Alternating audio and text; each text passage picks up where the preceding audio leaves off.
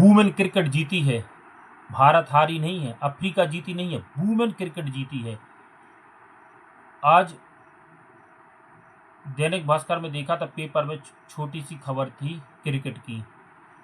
आज भारत का मैच था। इससे पहले 3 दिन नज़र डाली है पेपर में, छोटे छोटे क्रिकेट को कवर किया जा रहा है, लेकिन वुमेन क्रिकेट को कवर नहीं किया जा रहा है। लेकिन आज का मैच देख लो, जो उन पुरुषों के लिए जवाब है जो महिला क्रिकेट को छोटा समझते हैं। उनके लिए लगता है कि महिला क्रिकेट कुछ नहीं है, वो पुक्क पुक्क करती है। उन्होंने बांग्लादेश और पाकिस्तान का खेल देखा है बस। आज का खेल देख लो। सबसे पहले भारत के 6 विकेट 100 रन पर गिरे थे, और 6 विकेट गिरने के बाद जिस तरह से ऋचा घोष ने जबरदस्त इनिंग खेली है। अमनजोत कौर भी खेल चुके, लेकिन इस बार अमनजोत कौर नहीं खेल पाए। स्नेह राणा के साथ उन्होंने भारत के लिए 250 के ऊपर स्कोर पहुंचा दिया, और पावर शॉट देखते ही बने थे दोनों खिलाड़ी के, स्नेह राणा और ऋचा घोष के। नमस्कार दोस्तों, मेरा नाम है जयंत। आप देख रहे हैं Jayant the great YouTube channel पर। आज 9 तारीख को वुमेन वर्ल्ड कप 2025 में भारत और अफ्रीका के बीच अहम मुकाबला था। भारत पिछले 2 मैच जीत चुकी थी, अंक तालिका में दूसरे नंबर थी। अफ्रीका ने पहला मैच जो इंग्लैंड के विरुद्ध बुरी तरह हारी थी 10 विकेट से, दूसरे मैच में शानदार वापसी की और न्यूजीलैंड को 6 विकेट से हराया था और 40 ओवर में लक्ष्य चेज कर दिया था 231 रन का। उस मैच में अफ्रीका के लिए पहला विकेट वोला वार्ड्स का कप्तान आउट होने के बाद लुइस ने और ब्रिट्स ने शानदार पारी खेली। ब्रिट्स ने शतक लगाया था 87 बॉलों में, और लुइस ने 87 या 83 रनों की पारी खेली थी। भारत अपने 2 मैच एशियाई कंसीडर पाकिस्तान और श्रीलंका से जीता है। हालांकि मुश्किल हालात में जीते थे, वहां पर भी भारत ने श्रीलंका के खिलाफ अपने 126 में 6 विकेट खोने के बाद आपकी दीप्ति शर्मा जो उन्होंने मैच जिताया था। दूसरा पाकिस्तान के खिलाफ भी यही स्थिति, 5 विकेट गिर गए थे वहां पर। आज फिर वही स्थिति थी, भारत के 6 विकेट 100 रन पे गिर चुके थे। अब बात करते हैं, भारत के 6 विकेट गिर चुके थे। भारत की सबसे बड़ी जो बात की थी कि भारत की बहुत सारी गलतियां हैं, वही गलती आज भारत ने फिर की। स्मृति मंदाना के आउट होने के बाद आपको पृतिका रावल के साथ ऐसी खिलाड़ी भेजनी थी जो तेजी से रन बनाए, और खासतौर पर लेफ्ट हैंडर। जब सामने वाली टीम में 2 बाएं हाथ के गेंदबाज हैं, लेफ्ट बॉलर, तो आपको एक ऐसा बल्लेबाज भेजना जो उनके लिए डोमिनेट कर सके, क्योंकि LBW के चांस खत्म हो जाते कि लेफ्ट हैंडर बॉलर के पास लेफ्ट हैंडर बैट्समैन आ जाता। और दीप्ति शर्मा उस समय, और दीप्ति शर्मा की सबसे अच्छी बात है कि वो टिक के खेलती हैं, लंबी इनिंग खेलती हैं और साथ में स्कोरिंग भी करती रहती हैं। और इस समय वो जिस तरह फॉर्म में खेल रही हैं, लेकिन आपने हरलीन देओल को भेजा, और जो पृतिका रावल एक समय 100 के स्ट्राइक रेट से रन बना रही थी, उनका स्ट्राइक रेट बाद में जाके जब आउट हुई तो वही 70 के नीचे वैल्यू हो गया 66। और जो स्मृति मंदाना जो शुरू में मद्दा खेल रही थी स्लो, उनका स्ट्राइक रेट बाद में 72 निकला आउट होने के बाद। तो आप देख सकते हैं पृतिका रावल कितना स्लो खेलती हैं स्मृति मंदाना के आउट होने के बाद। और खासतौर पर जब हरलीन देओल आ जाती है, हरलीन देओल का स्ट्राइक रेट भी काफ़ी कम था, 60 के आसपास था करीब। तो अब ये जो 60 का स्ट्राइक रेट है और टॉप ऑर्डर के बल्लेबाज हैं, ये आपको 60 के स्ट्राइक रेट से रन बना के देंगे तो सामने वाले बल्लेबाज पे प्रेशर आएगा। जैसे हरमनप्रीत कौर बता GME पर आता है, अमूमन आता ही है, और फिर वही जाके स्थिति फंस जाती कि आपकी 6 विकेट फिर गिर जाती हैं। और आज भी गिर गए थे 6 विकेट 100 पर। फिर वही ऋचा घोष, अमनजोत कौर ने इनिंग को संभाला, बिल्ड किया। अमनजोत कौर ने 44 बॉलों में 13 रन बनाए, 153 रन 40 ओवर में थे। उसके बाद जो फायर हुआ है स्नेह राणा, जो इस समय फार्म में भी चल रही हैं, और आपकी ऋचा घोष, पिछले मैच में ऋचा घोष ने शानदार रन बनाए। इस मैच में उन्होंने 94 रनों की पारी खेली आउट होने से पहले। लास्ट में आउट हुई जब 3 बॉल बची थी, बाउंड्री कंसीड करने के चक्कर में बाउंड्री कंसीड नहीं हो पाई और कैच आउट हो गई, और 4 इंच से वो चूक गई। अगर वो 4 इंच नीचे रहती कमर के तो नो बॉल हो जाती। लेकिन बेहतरीन इनिंग खेली, और आपकी 24 गेंदों में 33 रन की पारी स्नेह राणा ने खेली, और इन्होंने ही मैच को 250 के ऊपर ले गए। जवाब में अफ्रीका जब खेलने उतरी तो कप्तान वोला वार्ड्स जो 77 रन बना 110 गेंदों में, वही जमी रही। और इसके अलावा ब्रिट्स जिन्होंने शतक लगाया था न्यूजीलैंड के खिलाफ, वो और लुइस दोनों आउट हो गई थी। इसके अलावा वो तो 0 पे आउट हो गई। इसके अलावा आपकी मारियन कैप ने थोड़े हाथ खोल कर दिखाए, पावरफुल शॉट लगाए 20 रन 25 गेंदों में, वह भी आउट हुई। उनके आउट होने के बाद जो मोमेंटम शिफ्ट हुआ तो भारत की तरफ आया, और अफ्रीका की भी स्थिति वही हो गई जो भारत की थी, और उनके भी लगातार विकेट गिरते गए, करीब 4 विकेट गिर चुके थे तेजी से। फिर थोड़ा बोलावट संघर्ष करती रही कप्तान, उनके साथ जाब्ता विकेट कीपर ने भी अच्छी पारी खेली, 14 रनों की 20 गेंदों में थोड़ी संभाला, फिर वो आउट हो गई। इसके बाद ट्रोइन ने पारी खेली कप्तान बोलावर्ट्स के साथ। कप्तान बोलावर्ट्स के आउट होने के बाद लगा कि भारत के यहाँ तो पूरी तरह से मैच आ जाएगा, लेकिन वहाँ पर ट्रोइन के साथ नवी दी क्लार्क आ गई, और फिर दोनों ने जो साझेदारी की पूरा मैच का मोमेंटम शिफ्ट कर दिया।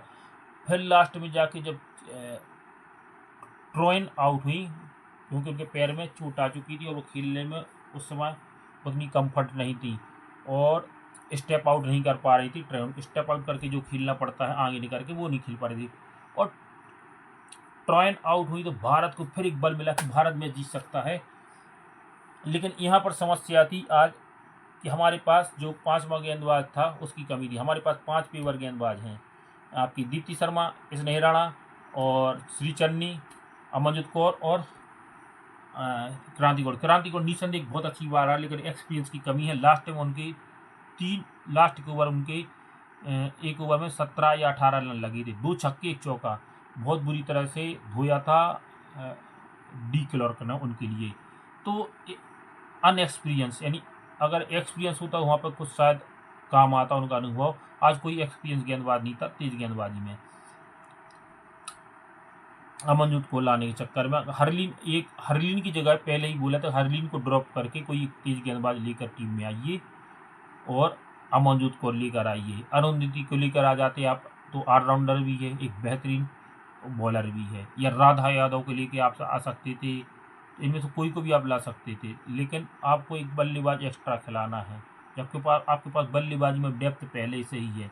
आपको डेप्थ चाहिए तो हरलीन को ड्रॉप करके आप अरुंधति को लेते आते, अरुंधति रेड्डी, तो बहुत अच्छा रहता।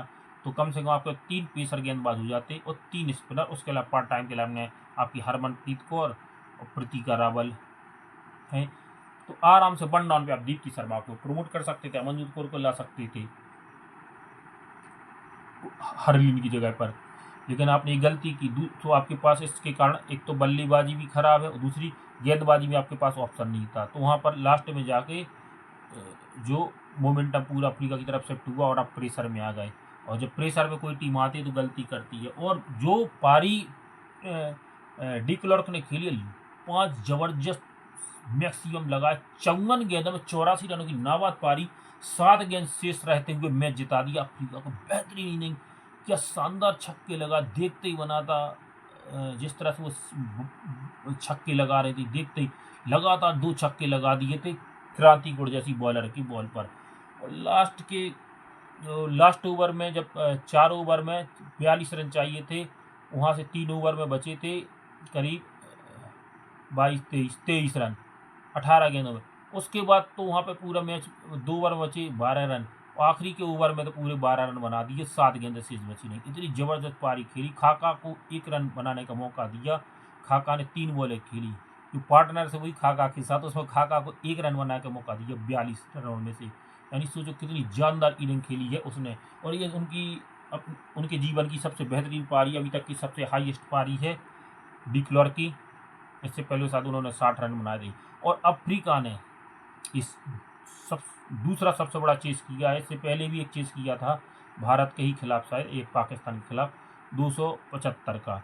और अफ्रीका ने भारत को वर्ल्ड कप में तीसरी दफ़ा हराया है, 2017 में और 2022 में भी हराया था, और उसके बाद अभी फिर हराया 2025 में। यानी भारत अफ्रीका से वर्ल्ड कप में लगातार 3 मैच हार चुकी है, और इस समय स्थिति है कि भारत 3 में से 2 मैच जीतकर अभी मुश्किल स्थिति में है, क्योंकि अब भारत को जो मैच खेलना है और कम से कम 4 मैच जीतना जरूरी है सेमीफाइनल में जाने के लिए। अब भारत के सामने जो 4 टीमें हैं, 3 इसके बाद कठिन मैच हैं, 12 तारीख को ऑस्ट्रेलिया से, उसके बाद न्यूजीलैंड से, और फिर इंग्लैंड से। ये 3 मैच, और लास्ट का बांग्लादेश से। बांग्लादेश से आप जीत भी सकते हैं, लेकिन आपको ऑस्ट्रेलिया और इंग्लैंड और न्यूजीलैंड से जीतने के लिए बहुत बदलाव करने पड़ेगा, बहुत सोचना पड़ेगा कि आप कहाँ पर चूक कर रहे हैं। आपको हार्लिन देवर की जगह पर किसी और खिलाड़ी को लाना होगा, आप ऐसे काम नहीं चल सकता। और कम से कम हरमनप्रीत कौर, जेमी और